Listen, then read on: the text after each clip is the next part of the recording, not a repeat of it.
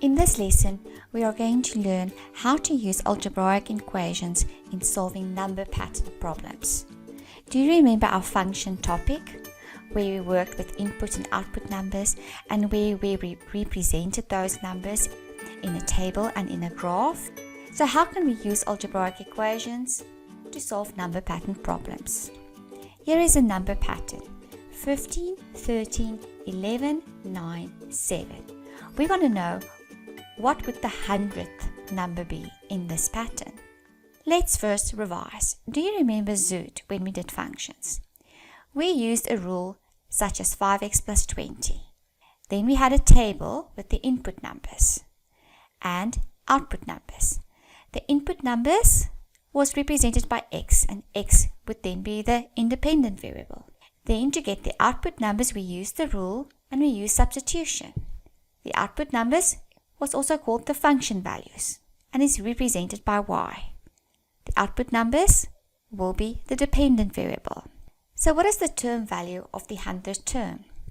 So now we use the same idea. This is a table and the input number will be the term number. So the first number in our pattern is 15.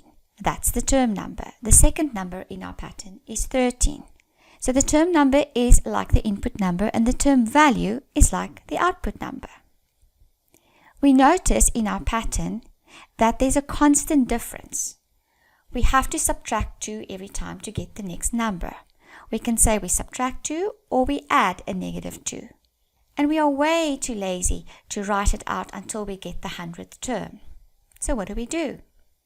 We need to find a rule or an expression, just like when we did with functions, to find the output number or the term value. So let's use the constant difference. Let's use the first term, term number 1, and we multiply that 1 by negative 2, which is the constant difference between the numbers. 1 times negative 2 is negative 2, but we want to get 15. So what do we do to get 15? We add 17. So we found our rule or our algebraic expression. So instead of term number, let's use n. So n is the term number. We multiply by negative 2 and add 17. We have to test that. What if n is 2? 2 times negative 2 is negative 4. And if we add 17, we get 13. So it works. So we've got our rule.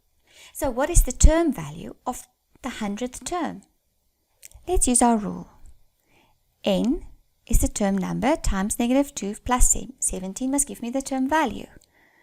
100 times negative 2 is negative 200 plus 17 is negative 183. So we found the term value. Do you see? It's just like finding the output value. But how do we get the term number? Let's say we've got the term value. We use the same rule, but we undo what we've done before. So it's like solving an equation.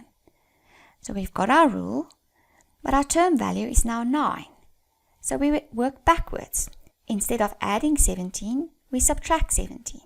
And then we divide by negative 2. So 9 minus 17 is negative 8. Divided by negative 2 is 4. And look in our table. Yes, 9 is the 4th term. So in order to get the term value, we used our expression, negative 2n plus 17, and we substituted the term numbers for n. In order to get the term number, we use an equation. And we have to solve the equation. So negative 2n is then 9 minus 17. We use the additive inverse of 17. Then we divide by negative 2, which is the coefficient of n, and n is 4. Voila! So we use an algebraic expression to find the term value, and we use an equation to solve and to get the term number. So in this lesson, we learned how to use the algebraic expressions and algebraic equations to solve number pattern problems. And our number pattern is not mysterious anymore.